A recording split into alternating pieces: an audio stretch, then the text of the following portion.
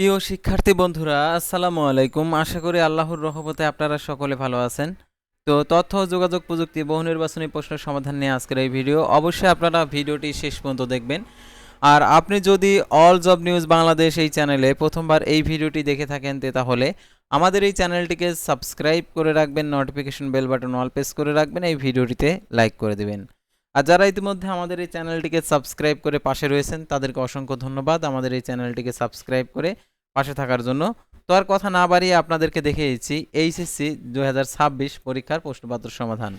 তো দেখতে পাচ্ছেন এখানে সকল বোর্ডের আর কি প্রশ্নপত্রের সমাধান, অর্থাৎ 2026 সালের যে প্রশ্ন। তো দেখতে পাচ্ছেন একের হবে, দেখতে পাচ্ছেন এখানে ঘ, তারপরে দেখতে পাচ্ছেন দুইয়ের হচ্ছে গ, তিনের দেখতে পাচ্ছেন হচ্ছে খ, চারের হচ্ছে গ। তো যাদের অন্য সেট রয়েছে তাদেরকে বলবো আপনারা প্রশ্নের সাথে আর কি অ্যান্সারগুলো মিলিয়ে নেবেন। পাঁচের দেখতে পাচ্ছেন গ, ছয়ের দেখতে পাচ্ছেন হচ্ছে খ, তারপর 12-র হচ্ছে দেখতে পাচ্ছেন গ, 11-র হচ্ছে খ, 10-এর ক, 9-এর খ, 8-এর ক, তারপরে দেখতে পাচ্ছেন 7-এর হচ্ছে ক। তো তারপরে দেখতে পাচ্ছেন এখানে যে 13-র হচ্ছে 13-র গ, তারপরে দেখতে পাচ্ছেন 14-র ঘ, 15-র হচ্ছে ক, 16-র ক, 17-র হচ্ছে খ, 18-র গ, 19-এর খ, তারপর 25-এর দেখতে পাচ্ছেন খ, 24-এর হচ্ছে খ, তারপরে দেখতে পাচ্ছেন 23-এর হচ্ছে খ, তারপর 22-এর হচ্ছে গ, 21-এর হচ্ছে ক, 20-এর হচ্ছে ক। তো এই ছিল তথ্য ও যোগাযোগ প্রযুক্তির প্রশ্নপত্র সমাধান। তো যার যে কয়টি হয়েছে অবশ্যই কমেন্ট বক্সে লিখে জানাবেন।